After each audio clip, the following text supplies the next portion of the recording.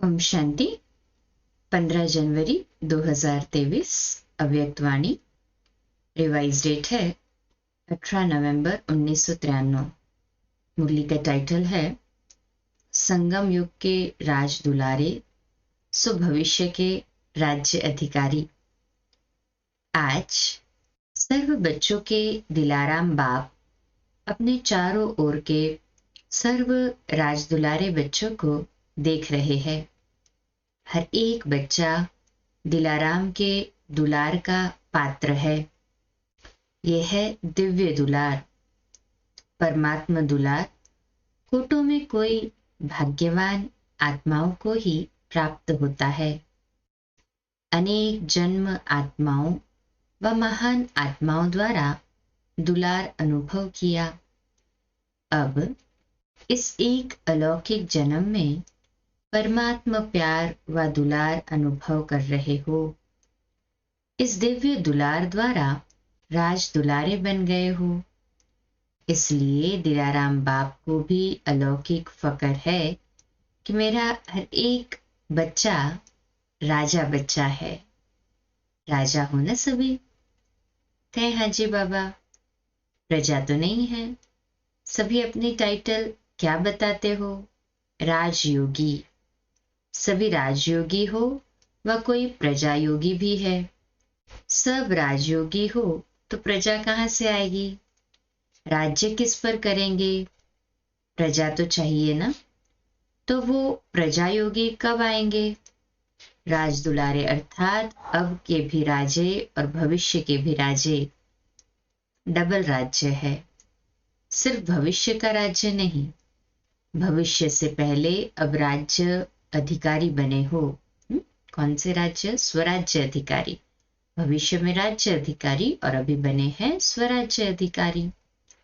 अपने स्वराज्य के राज्य कारोबार को चेक करते हो? हाथ ऊपर करें। जैसे भविष्य राज्य की महिमा करते हो, एक राज्य, एक धर्म, सुख, शांति, संपत्ति, संपन्न राज्य है। ऐसे हे स्वराज्य अधिकारी राजे, स्वराज्य के राज कारोबार में ये सब बातें सदा है। एक राज्य है अर्थात सदा मुझ आत्मा का राज्य इन सर्व राज्य कारोबारी कर्मेंद्रियों पर है।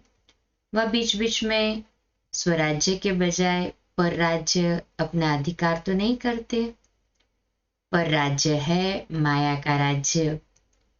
पर राज्य की निशानी है पर अधीन बन जाएंगे।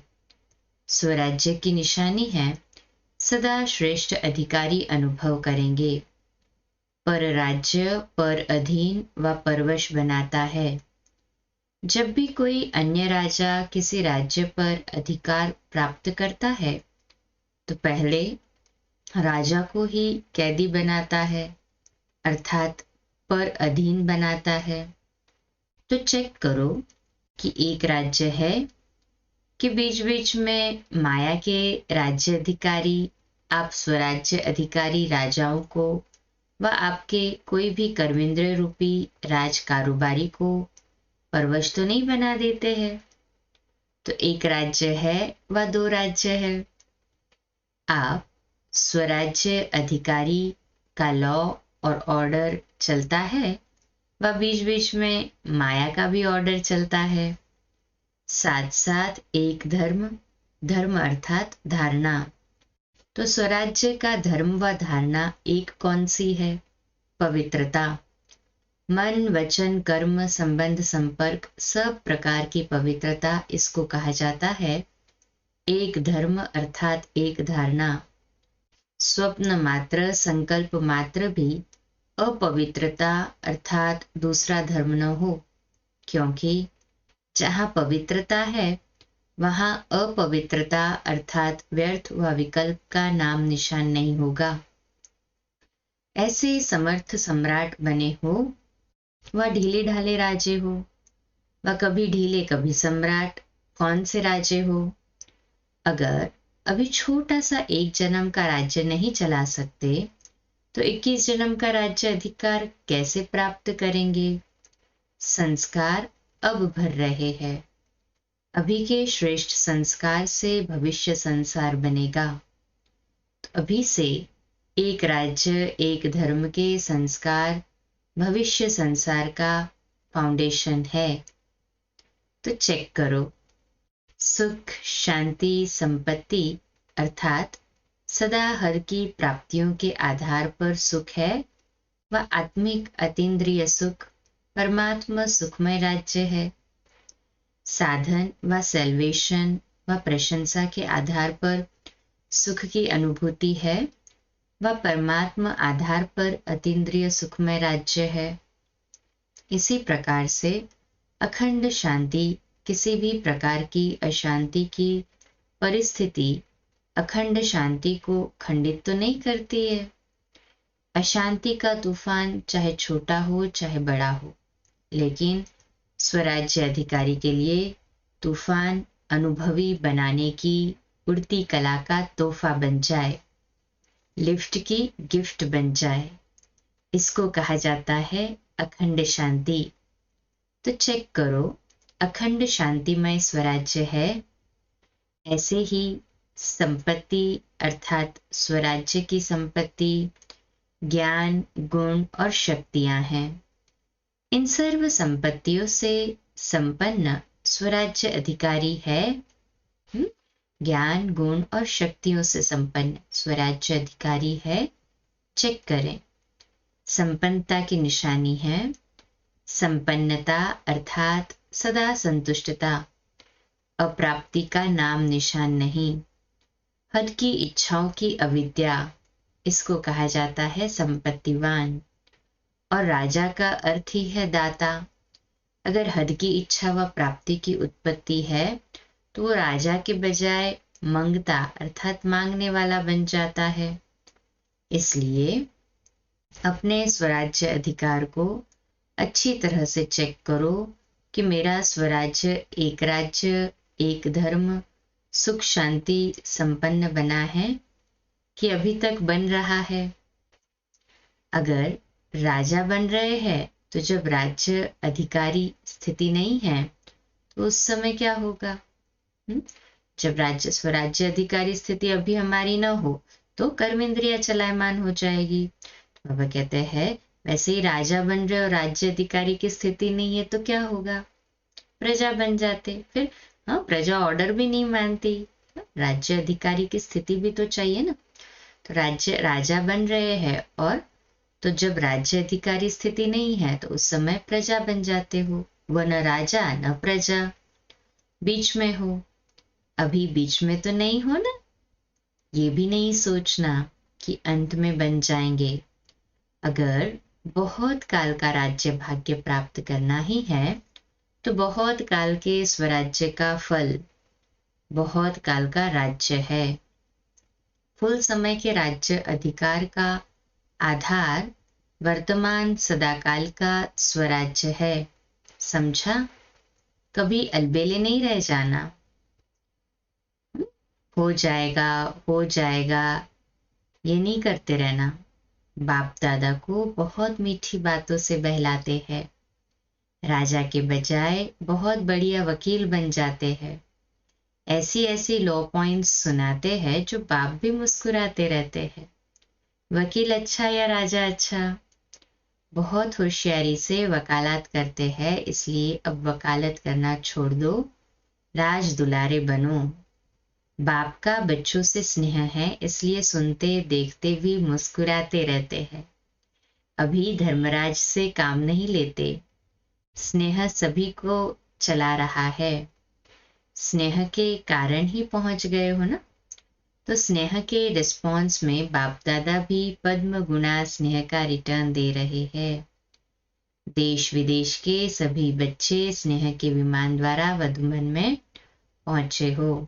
बाप दादा साकार रूप में आप सबको और स्नेह स्वरूप में सर्व बच्चों को देख रहे हैं। अच्छा, सर्व स्नेह में समाये हुए समीप बच्चों को सर्व स्वराज्य अधिकारी सुविश्व राज्य अधिकारी श्रेष्ठ आत्माओं को सर्व प्राप्तियों संपन्न श्रेष्ठ संपत्तिवान विशेष आत्माओं को सदा एक धर्म एक राज्य संपन्न स्वराज्य अधिकारी बाप समान भाग्यवान आत्माओं को भाग्य विधाता बाप दादा का याद प्यार और नमस्ते। हम रूहानी बच्चों की रूहानी माता पिता बाप दादा को याद प्यार गुड मॉर्निंग और नमस्ते। वाह बाबा वाह, शुक्रिया बाबा शुक्रिया। अव्यक्त बाप दादा की दादियों से मुलाकात है। सभी कार्य अच्छे चल रहे हैं ना? अच्छे चल रहे हैं ना सभी कार्य? पूछ रहे हैं बाबा दादियों से, क्योंकि बाबा का तो दादियों से विशेष स्नेह इसलिए भी था क्योंकि दादियाँ अपना तन मन और उस समय तो जो भी धन था परिवार के परिवार सब बाबा के पास यज्ञ में स्वाहा हो गए ना।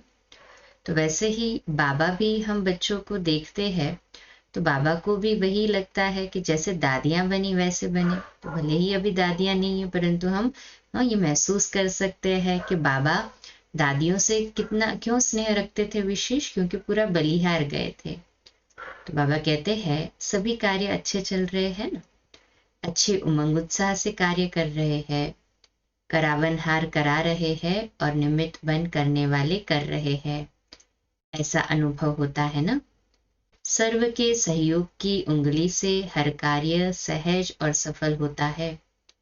कैसा हो रहा है ये जादू लगता है ना। दुनिया वाले तो देखते और सोचते रह जाते हैं और आप निमित्त आत्माएं सदा आगे बढ़ते जाएंगे क्योंकि बेफिक्र बादशाह हो।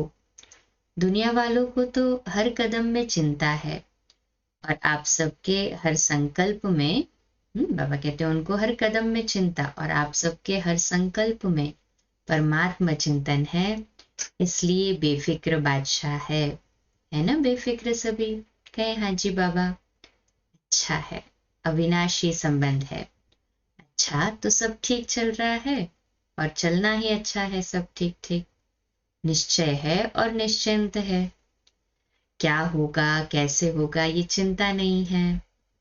बेफिक्र हो, बाबा कंफर्म कर रहे हैं। सेंटर्स कैसे बढ़ेंगे ये चिंता है, सेवा कैसे बढ़ेगी ये चिंता है नहीं, है ना। तो बेफिक्र हो। चिंतन करना अलग चीज है, चिंता करना अलग चीज है। सेवा बढ़ाने का चिंतन अर्थात प्लान भले बनाओ लेकिन चिंता से कभी सफलता नहीं होगी।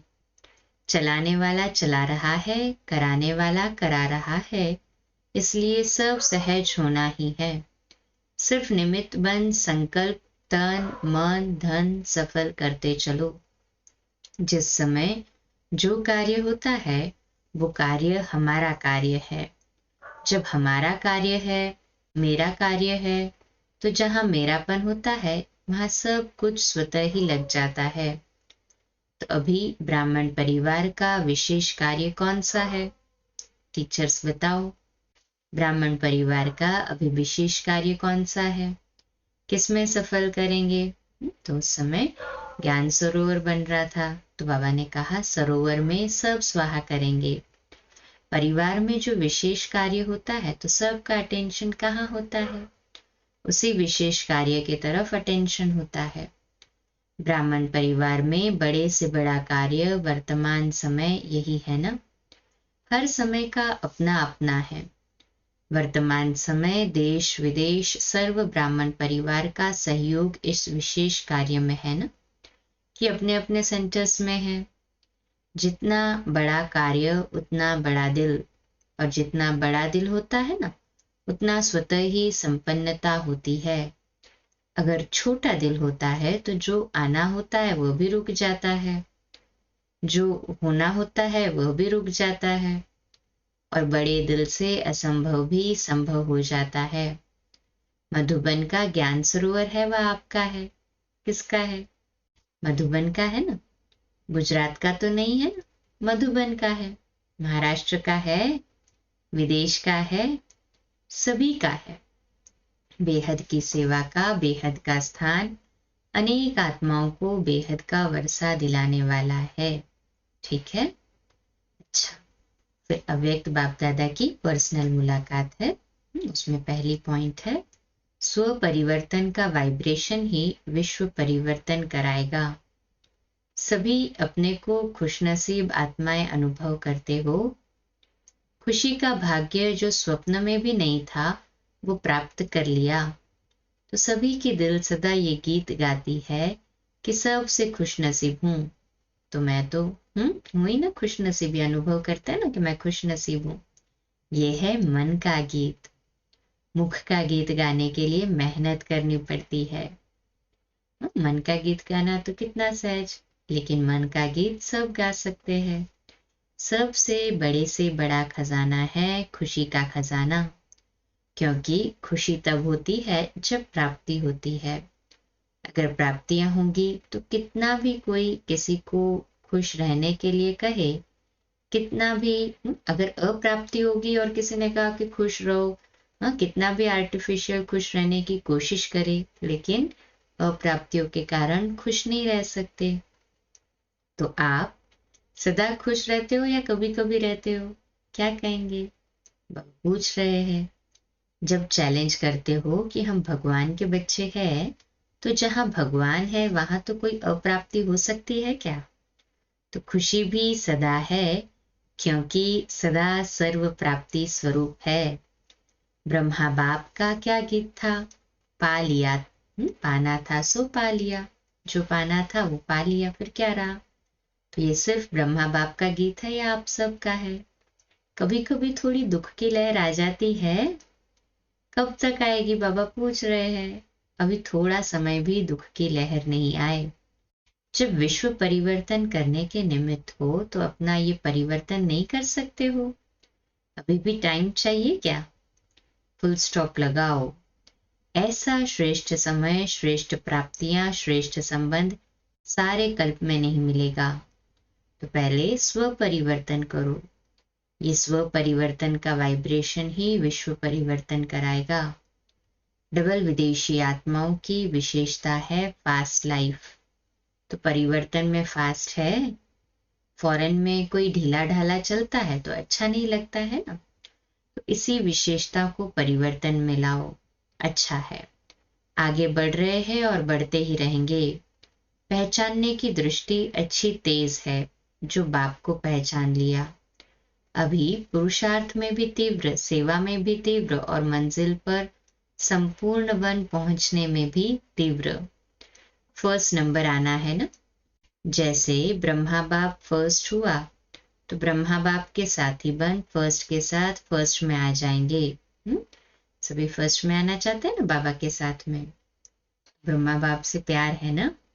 अच्छा, तो माताएं कमाल करेंगी ना। जो दुनिया असंभव समझती है वो आपने सहज करके दिखा दिया। ऐसा कमाल कर रही हो ना। माताओं को बाबा कितना प्यार करते हैं।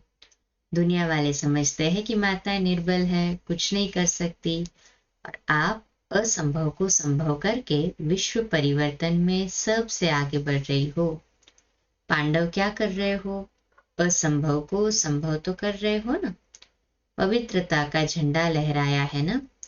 हाथ में अच्छी तरह से झंडा पकड़ा है या कभी नीचे हो जाता है?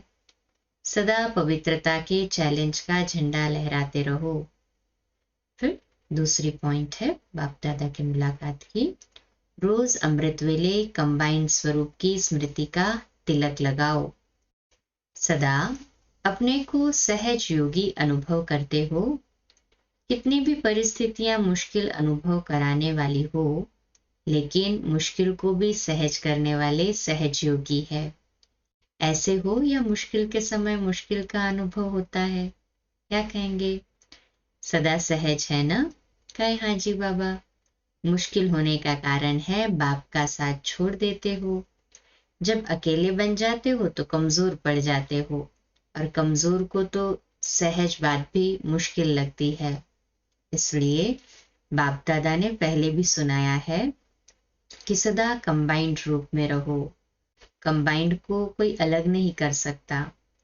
जैसे इस समय आत्मा और शरीर कंबाइंड है, ऐसे बाप और आप कंबाइंड रहो। माताएं क्या समझती हो? कंबाइंड हो या कभी अलग कभी कंबाइंड, ऐसा साथ फिर कभी मिलना है? फिर क्यों साथ छोड़ देती हो? काम ही क्या दिया है? सिर्फ ये याद रखो कि मेरा बाबा, इससे सहज काम क्या होगा? मुश्किल है। 63 जन्मों का संस्कार है। अभी तो नया जन्म हो गया ना। नया जन्म, नए संस्कार। अभी पुराने जन्म में हो या नए जन्म में हो, या आधा आधा है। तो नए जन्म में स्मृति के संस्कार है या विस्मृति के? पुरानी बातें तो भुला देनी चाहिए ना। फिर नए को छोड़कर पुराने में क्यों जाते हो? नई चीज अच्छी लगती है या पुरानी चीज अच्छी लगती है? फिर पुराने में क्यों चले जाते हो? रोज अमृत वेले स्वयं को ब्राह्मण जीवन के स्मृति का तिलक लगाओ, डबल अंडरलाइन। जैसे भक्त लोग तिलक जरूर लगाते हैं, तो आप स्मृति का तिलक लगाओ। वैसे भी देखो, माताएं जो तिलक लगाती है वो साथ का तिलक लगाती है। तो सदा स्मृति रखो कि हम कंबाइंड है। तो एक साथ का तिलक, ये शिव बाबा के साथ है, इसका तिलक लगाओ। अगर युगल होगा तो तिलक लगाएंगे, अगर युगल नहीं होगा तो तिलक नहीं लगाएंगे। माताएं करती है ना ऐसे। तो बाबा कहते ये भी साथ का तिलक है, स्मृति का तिलक। कोई स्थूल तिलक की बात नहीं कर रहा है बाबा। तो रोज स्मृति का तिलक लगाते हो या भूल जाता है?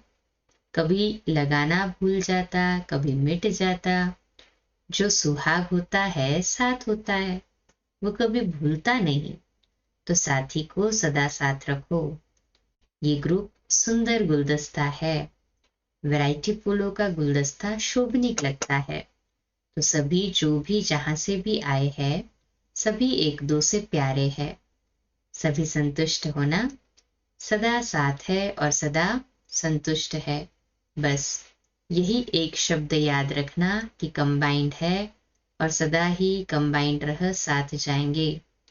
लेकिन साथ रहेंगे तो साथ चलेंगे। साथ रहना है, साथ चलना है। जिससे प्यार होता है उससे अलग हो नहीं सकते। हर सेकेंड, हर संकल्प में साथ है ही। अच्छा, रूहानी बाप की रूहानी बच्चों को याद प्यार, गुड मॉर्निंग और नमस्ते। हम रूहानी बच्चों की रूहानी माता पिता बाप दादा को याद प्यार, गुड मॉर्निंग और नमस्ते। वाह बाबा वाह, शुक्रिया बाबा, शुक्रिया। आज का मीठा वरदान, बैलेंस की विशेषता को धारण कर सर्व को ब्लेसिंग देने वाले शक्तिशाली सेवाधारी भव। तो आज का हमारा स्वमान लिखने और अभ्यास करने के लिए, मैं शक्तिशाली सेवाधारी हूँ। मैं शक्तिशाली सेवाधारी हूँ। विश्लेषण, अभी आप शक्तिशाली आत्माओं की सेवा है सर्व को ब्लेसिंग देना। चाहे नैनों से दो, चाहे मस्तक मणि द्वारा दो। जैसे साकार को लास्ट कर्मातीत स्टेज के समय देखा, कैसे बैलेंस की विशेषता थी और ब्लेसिंग की कमाल थी। तो फॉलो फादर करो। यही सहज और शक्तिशाली सेवा है। इसमें समय भी कम, मेहनत भी कम और रिजल्ट ज्यादा निकलती है। तो अभी विशेष मस्तक मणि बनने का अभ्यास करना है, फॉलो फादर करना है। सहज और शक्तिशाली सेवा। तो आत्मिक स्वरूप से सबको ब्लेसिंग देते चलो। आज का स्लोगन, विस्तार को सेकंड में समाकर ज्ञान के सार का अनुभव कराना ही लाइट माइट हाउस बनना है। विस्तार को सेकंड में समाकर ज्ञान के सार का अनुभव कराना ही लाइट माइट हाउस बनना है। सूचना, आज मास का तीसरा रविवार है। सभी राजयोगी तपस्वी भाई बहनें सायं 6:30 से 7:30 बजे तक विशेष योग अभ्यास के समय लाइट माइट स्वरूप में स्थित रह लाइट हाउस बन पूरे ग्लोब पर शांति और शक्ति का सकाश फैलाएं। तो लाइट और माइट हाउस की स्थिति में स्थित रहकर सारे ग्लोब पर शांति की सकाश फैलाएंगे। सभी करेंगे ना, सभी ऐसे कहें हाँ जी बाबा। आज 15वां पॉइंट है पुरुषार्थ का। अभी एकाग्रता का दृढ़ संकल्प करने वाला ग्रुप तैयार होना चाहिए। जो सागर के तले में जाकर अनुभव के हीरे मोती लेकर आए। लहरों में लहराने का अनुभव तो किया, अब अंदर तले में जाना है। अमूल्य खजाने तेल में मिलते हैं। हाँ, बाबा कहते हैं अमूल्य खजाने जो है वो नीचे तले में मिलते हैं। तला अर्थात कि जो डीप सरफेस होता है डाउन वाटर का, वहां पे जो अमूल्य खजाने होंगे वो वहीं मिलेंगे, पर्ल्स तो वहीं मिलेंगे। इससे ऑटोमेटिक सब बातों से किनारा हो जाएगा। तो गहराई में चले गए, तले में चले गए तो ऑटोमेटिकली किनारे से दूर हो जाते हैं। तो ऐसे ही एकाग्रता का दृढ़ संकल्प करके सारा दिन ये अभ्यास करें कि अनुभव के खजानों की गहराई में तले में चले जाएं। अच्छा, कम बोलो, धीरे बोलो, मीठा बोलो, सत्य बोलो, सोच समझकर बोलो, निमित्त भाव, निर्माण भाव, निर्मल वाणी। कल सुबह लाइव अमृत वेला मेडिटेशन 3:30 से 4:30, एक लिंक में 4:45 बजे प्यारे मीठे बाबा की मुरली, सेकेंड लिंक में आज रात्रि क्लास 8:45 बजे जनवरी मास की अव्यक्त वाणियों पर स्पेशल पुरुषार्थ। 2 मिनट के लिए शक्तिशाली स्थिति में बाबा के साथ कंबाइंड हो जाए।